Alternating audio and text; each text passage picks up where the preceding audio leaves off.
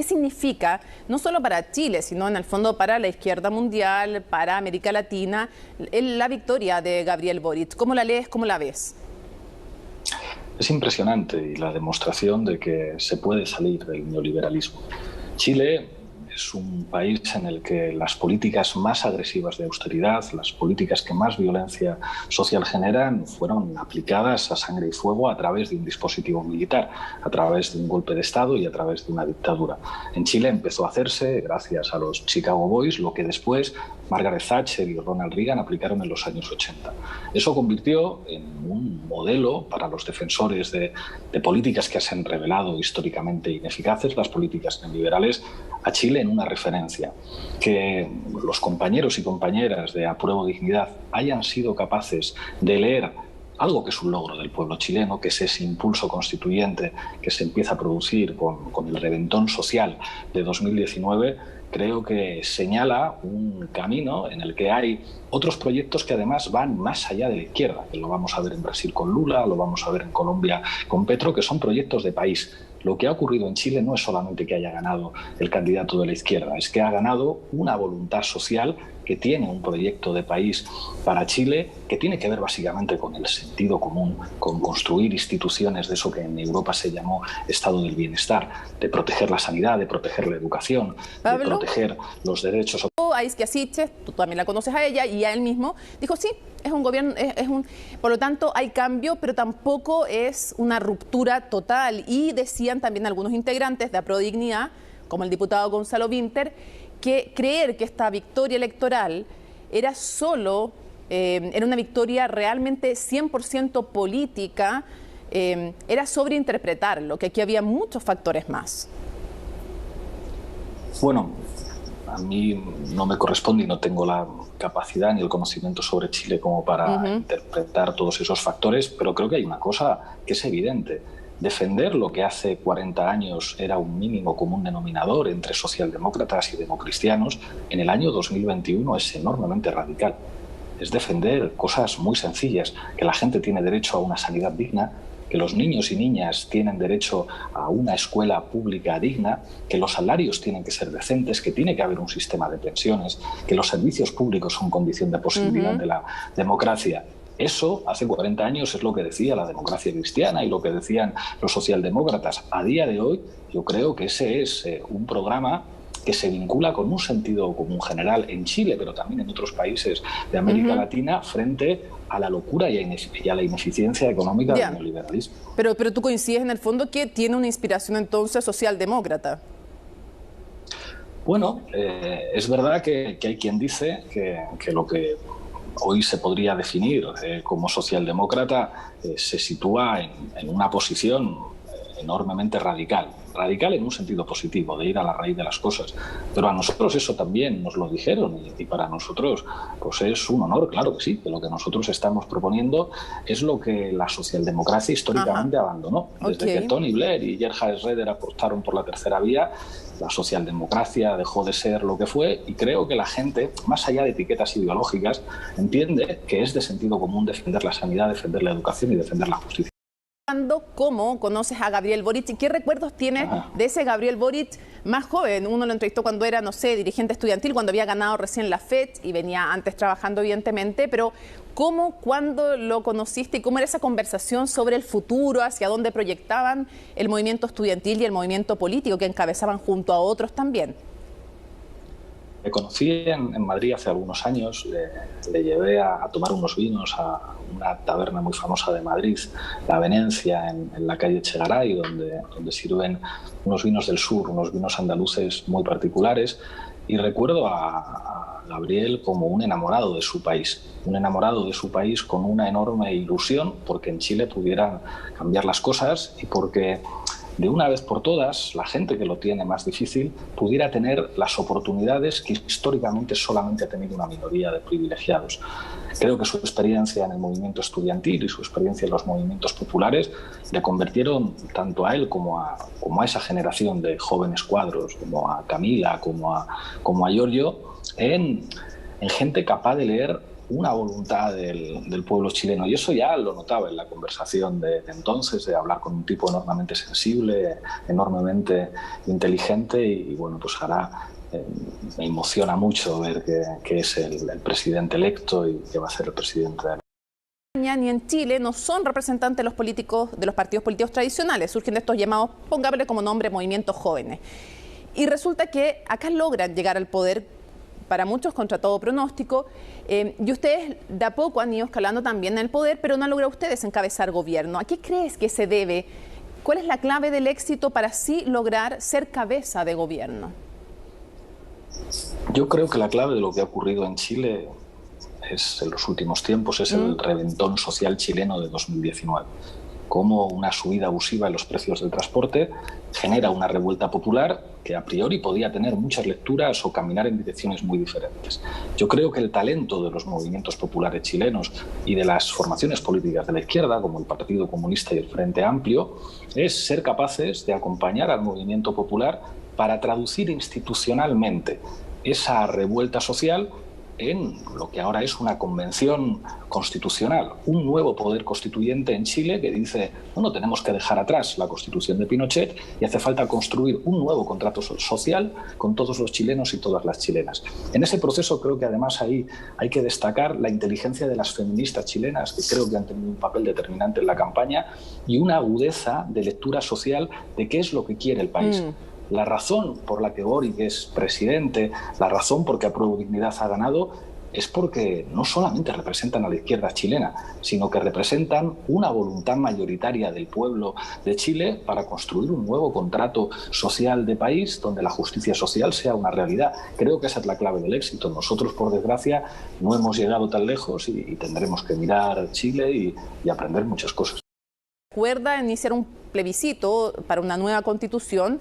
Él lo hace en contra de su propio sector, él lo hace en contra incluso de parte del Frente Amplio. Dice sí, pero su partido, Convergencia Social, de hecho lo pasa al Tribunal de Disciplina. El Partido Comunista no firma ese acuerdo porque encontraba que le faltaban cosas. Otros movimientos sociales creían que era una traición. ¿Cómo viste ese momento?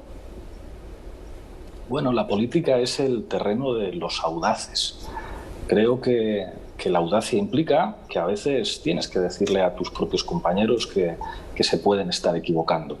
Y creo que la historia suele dar la razón a los audaces. Y a día de hoy, pues creo que muchos de los que criticaron algunas cosas que se hicieron en el pasado han comprendido que hubo que dar pasos necesarios para que hoy los chilenos y las chilenas puedan celebrar tener a Boric como presidente electo y tener Apruebo Dignidad. En política es muy difícil tener éxito si de vez en cuando pues, no tomas una posición incómoda, una posición difícil.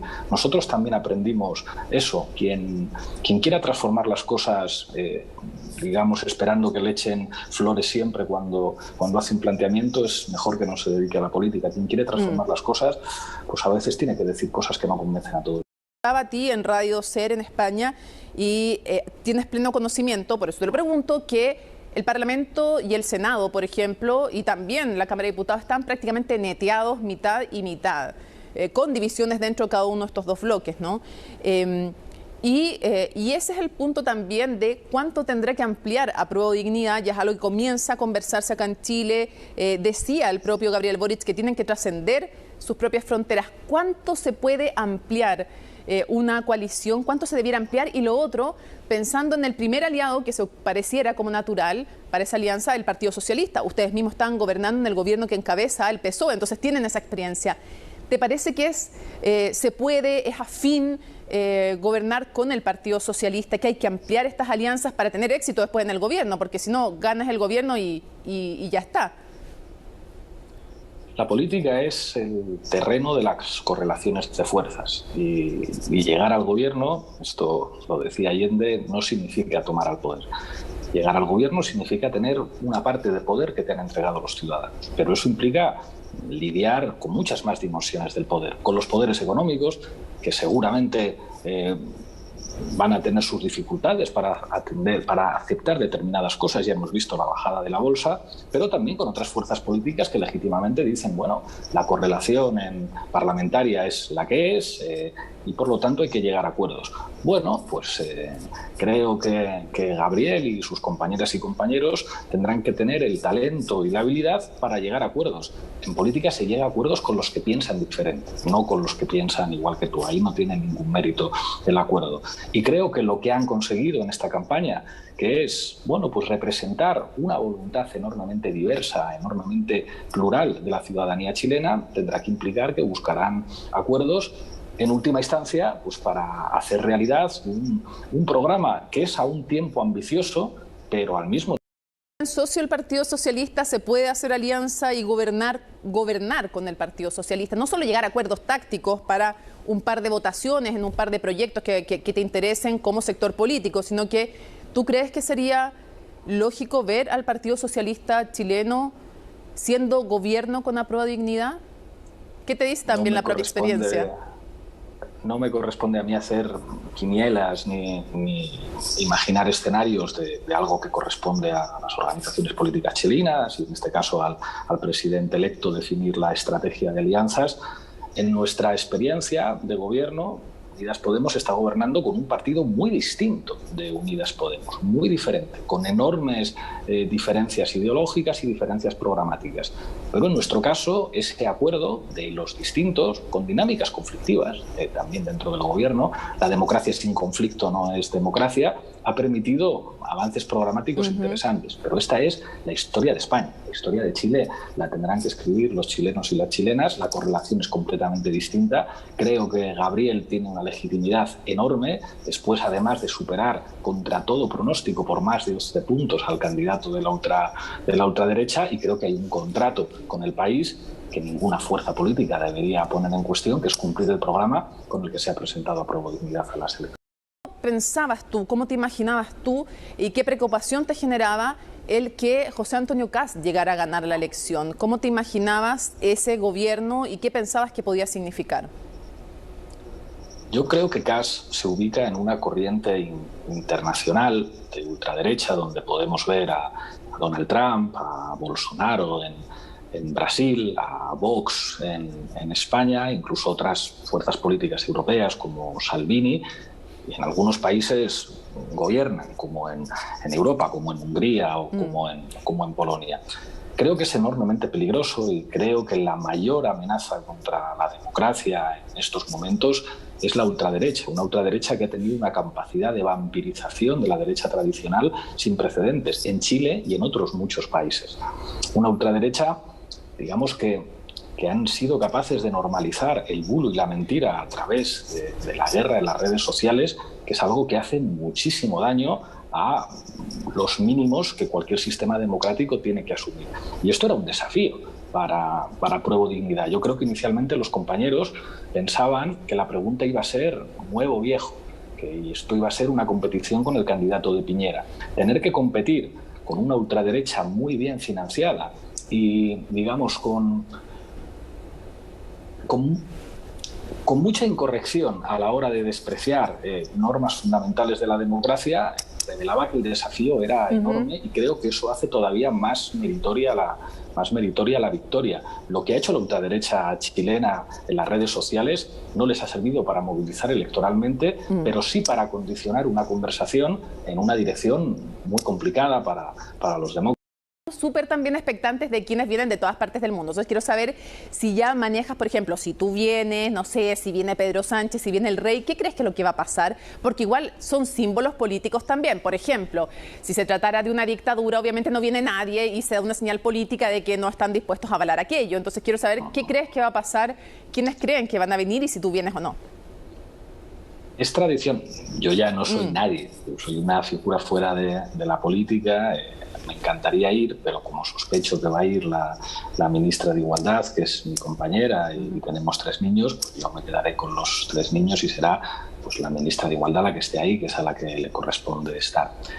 En lo que se refiere a la representación tradicional del Estado español en la toma de posesión de presidentes latinoamericanos, históricamente esto le correspondía al príncipe de Asturias y ahora le corresponde al rey de España.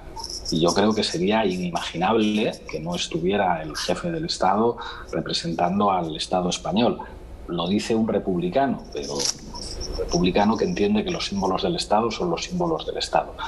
Pues calculo, quizá me equivoque, que estarán el jefe del Estado, que estará lógicamente el ministro de Exteriores y seguramente estará también la ministra de Igualdad, que conoce además muy bien Chile y tiene una relación de afecto con muchos de los compañeros y compañeras que ahora les toca asumir responsabilidades de gobierno, y no sé quién más estará. Desde luego, representantes de muchísimas organizaciones de la izquierda que están lógicamente emocionados y esperanzados con lo que está ocurriendo en Chile y con el hecho de que Chile se haya vuelto, pues otra vez haya vuelto a ser una referencia del progresismo y de la justicia.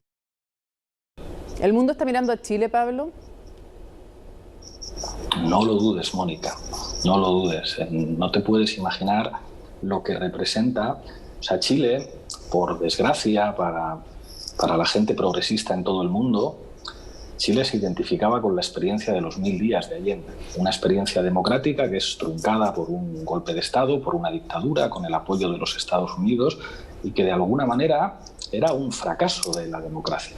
Era un recordatorio de la democracia nos funciona a la derecha siempre que gane alguien que no vaya a cambiar demasiadas cosas. Si en la democracia pueden ganar los que quieren cambiar las cosas de verdad, entonces damos un golpe de Estado. Eso era enormemente triste, era dramático. Por eso creo que ha habido mucha gente que ha querido recordar las palabras de Salvador Allende, y fue muy hermoso escuchar a Boric con su voz repetir lo que dijo Salvador Allende después de su victoria electoral. Que a día de hoy en Chile de alguna forma gobiernen los que históricamente han estado excluidos del poder y del Estado en las últimas décadas es enormemente hermoso, pero también plantea muchos desafíos. Ahora a las compañeras y los compañeros les toca gobernar, les toca navegar contradicciones, les toca manejar una correlación de fuerzas muy difícil y demostrar que están a la altura de las expectativas. Yo intuyo que lo van a conseguir. ¿Qué dificultades crees tú que va a enfrentar Gabriel Boric? Una primera reflexión: lo verdaderamente difícil es estar en la oposición. Todavía es más difícil estar en la cárcel, pero es enormemente difícil que la correlación de fuerzas impida que determinadas ideas puedan estar representadas en un gobierno. Entonces es verdad que los compañeros y compañeras van a tener una situación enormemente dificultosa, como cualquier persona de izquierdas cuando está en un gobierno. Pero son muy buenos y muy buenas, y lo han demostrado, y creo que tienen no solamente el mejor diagnóstico, sino que tienen en su cabeza buena parte de las claves, y además creo que entienden que es imprescindible apoyarse en los movimientos populares. Un gobierno solo no puede. Ese impulso constituyente que los chilenos y las chilenas han ganado en la calle, porque la convención constituyente es un resultado de una movilización expresada en la calle, tiene que servir también de apoyo a un gobierno que no puede ser presionado solamente por las élites económicas, que seguramente va a tener la necesidad de ser respaldado por los movimientos populares organizados para defender el programa de su gobierno, que es un programa de país. Y creo que el impulso constituyente de la Convención Constitucional puede acompañar al gobierno para que puedan llevar a cabo su programa y cumplir el nuevo contrato social. ¿Cómo ves hoy día que se va reconfigurando este panorama político en América Latina? Creo que frente al miedo y la amenaza contra la democracia que representaba el gobierno de Donald Trump, o el gobierno de Bolsonaro, o lo que representó el golpe de Estado contra el gobierno del MAS en Bolivia, creo que se está reforzando la esperanza. Lo que representa López Obrador en México, lo que va a representar Lula en Brasil, lo que está representando Alberto Fernández en Argentina, lo que representa Lucho Arce en Bolivia, lo que va a representar ahora Gabriel Boric en Chile, creo que es una enorme esperanza de democratización en América Latina y, digamos, de una eficiencia económica asociada a la justicia social. Durante muchos años nos han dicho que eficiencia económica y justicia social van por caminos diferentes. Pues mire usted, no. Las cifras tienen que ser con las personas dentro. Y hablar de eficacia económica es hablar de estado del bienestar, es hablar de servicios públicos, es hablar de un sistema de pensiones dignas, y creo que ese impulso, que se sumen más países, que ahora se sume Chile, que se vaya a sumar Colombia con Petro, que se vaya a sumar Brasil con Lula, creo que es una buena noticia, no solamente para las izquierdas, sino para los demócratas de todo el mundo. que haya niveles de consumo que hagan que la economía de mercado funcione, hacen falta buenos salarios y hace falta pues, que haya más sectores de la población con capacidad para consumir. Es una lección neokeynesiana muy básica que la pandemia ha vuelto a poner encima de la mesa. Yo he sido miembro de un gobierno europeo. En Europa se decía hasta hace poco tiempo que, digamos, que hubiera deuda respaldada por el Banco Central Europeo, que pudiera haber ciertos niveles de endeudamiento y un papel emprendedor del Estado, era poco menos que una herejía. Y sin embargo ahora pues todos los países europeos han reconocido que hacen falta estados emprendedores y que hace falta la intervención de lo público. Los movimientos que mencionaste como progresistas, más allá de la opinión que distintas personas pueden tener sobre uno y otro, que tú los calificaste así, no nombraste a Pedro Castillo en Perú y no sé si es por las posiciones bien retrógradas que tuvo en algún minuto respecto de homosexuales, respecto de mujeres, o sea, lo más suave que dijo respecto a las mujeres que se quedaran en la casa, o sea, lo más suave, digamos, y tengo hartas más para atrás que le vimos. Entonces, no sé si es por eso que no lo nombraste. No, creo que lo que está ocurriendo en Perú es enormemente esperanzador, lógicamente con sus propias características.